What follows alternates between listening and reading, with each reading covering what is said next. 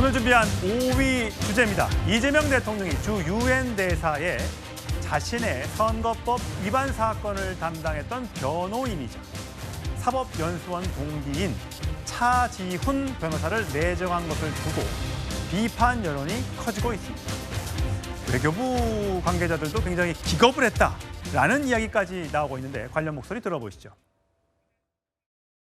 주 유엔 대사의 민변 변호사를 임명했습니다. 세상에 어제 외교부 대사들이 기겁을 합니다. 본인이 아는 사람 대사 임명하고 싶으면 저쪽 유럽에 어디 뭐 네덜란드 대사 임명하라 이거예요. 그거는 뭐 좋다 이거 대통령 인사권자로.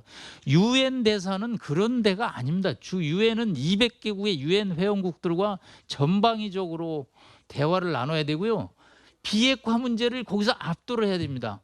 이 사람 누구냐면요, 이재명 대통령 재판할 때 변호인입니다. 근데 어제 외교부 대사들하고 저녁 먹다가 이 기사 보고 다들 놀래가지고. 예, 최선 평론가. 사법연수원 18기. 저희가 참 사법연수원 18기를 많이 이름을 알게 됩니다. 요즘 들어서 성남 고문인 변호사를 했었고 이 대통령의 공직선거법 위반 사건 변호인단 참여. 네. 그때 결국 파악이 완성되면서 그렇죠. 이재명 대통령의 피선거권이 살아났던 거죠. 그렇죠. 네. 예, 그 변호사. 그 변호사죠. 그러니까 지금 남성욱 교수의 얘기가 예사롭지 않게 들리는 이유가 아까 그런 얘기 하잖아요. 대통령 인사권자니까 정말 본인이 임명하고 싶은 사람 유럽권의 대사를 보내야 된다. 트럼프 대통령이 그래요. 트럼프 대통령이 첫 번째 사돈 찰스 쿠시너 프랑스 대사 임명하고 둘째 딸 사돈은 중동 고문으로 내보냅니다. 그러니까 그렇게 할 수도 있다고 보는 거예요. 인사권자니까. 외교 관계에서 아주 특별하게 외교적 마찰이 없는 곳에는 뭐 가까운 분이 가서 큰 마찰 없이 보낼 수 있으니까. 근데 유엔은 그런 게 아니라는 거죠. 고도의 전략적 판단도 있어야 되고 한반도 문제에 또 정통해야 되고 그다음에 비핵화 문제를 통해서 우리의 논리를 정확하게 상대국의 회원국에 압도해야 되는 그런 자리에 변호사 경력밖에 없는 분, 비외교관 출신을 이렇게 임명한다? 미국 변호사랍니다. 물론 미국 변호사죠. 근데 미국 뉴욕에 있다고 유엔이 뉴욕에 있다고 미국하고 그게 연관이 있다고 볼 수 있습니까? 예. 유엔은 그런 기구가 아니잖아요. 그런 측면에서 저 비판은 대단히 뼈 아픈데 최근에 시중에 이런 말이 있지 않습니까? 윤석열 정부의 검사 정권 가니까 이재명 정부의 변호사 정권 들어서는 거 아니냐? 이런 비판 따갑게 들어야 할 지점이라고 봅니다. 예, 윤석열 정부의 고등학교 충암고 동기들 갖다가 요직에 앉혔다고 민주당이 굉장히 비판했던 적이 있는데 지금은 이제 연수원 동기들이 주요 보직을 차지하고 있는 것을 보고 논란이 있습니다. 자, 이 유엔 대사 여러분들 누가 떠오르십니까? 저는 이 사람이 떠오르는데 과거 장면인데 한번 보시죠. For South Koreans, people in North Korea are not just anybody's. Read what is described in the COI report without it breaking our hearts. We cannot listen to stories of North Korean defectors without sharing in their tears, without feeling as if we are there with them experiencing the tragedies. I would like to say a few words to appeal to those who are ruling North Korea. I would say in Korean, 이제 그만하세요. 예, 지금 다시 들어봐도 울림이 있습니다. 김진욱 대변인. 자, 당시에 이제 북한 인권 결의안이 통과되는데 이 오준 대사의 영향이 굉장히 컸다라고 알려지고 있습니다.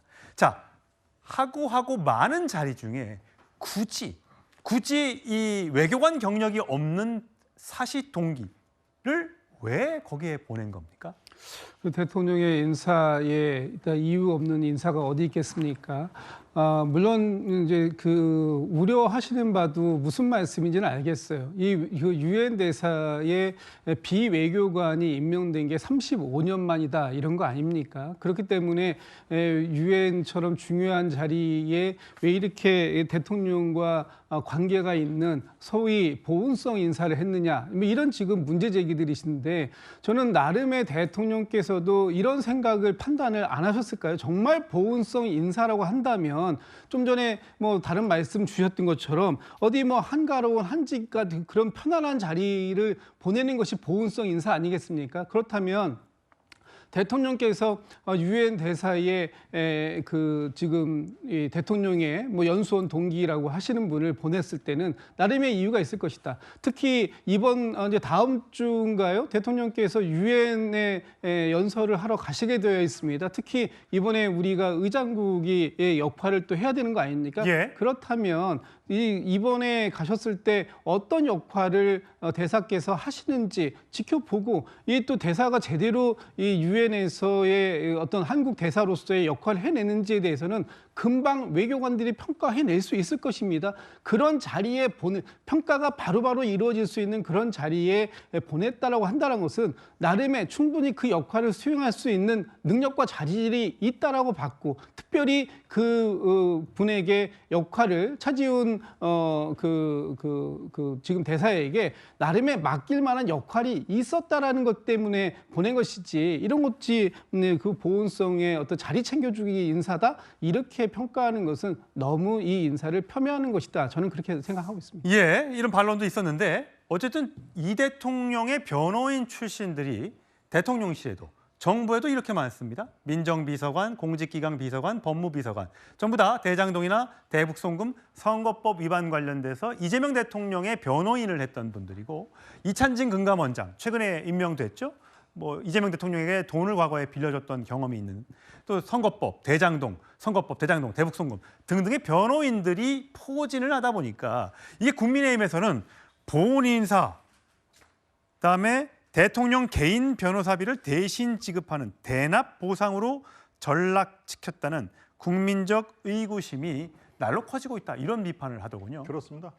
이 대납 보상이 아니라는 그런 근거를 좀 저에게도 좀 알려주십시오. 그럼 제가 이해를 하면은 적극 그 변호를 해드리겠습니다. 바로 그렇습니다. 이 변호사비 대납 사건이 크게 사회적으로 물의가 되자 이제 변호사비를 쌍방울이라든가 잘 아는 기업을 통해서 주는 것이 불가능해졌지 않습니까? 이렇게 자리로 보상을 한다라고 합리적인 추론이 충분히 가능한 것입니다. 이게 아니다라고 하면은 그 근거를 부디 저나 국민의힘 쪽에 알려주시길 바랍니다. 연수원 동기가 무려 7명입니다. 또 자기를 변호했던 변호인이 8명입니다. 연수원 동기가 300명인데요. 아마 이 추세대로 나가면은 거의 한 100명 정도가 공직을 받지 않을까요? 시중에 그대로 지금 회자가 되고 있는 그런 내용입니다. 100명, 150명 동기들이 아마 18기 전성시대를 맞이할 것이다 라는 얘기에 합리적인 반론을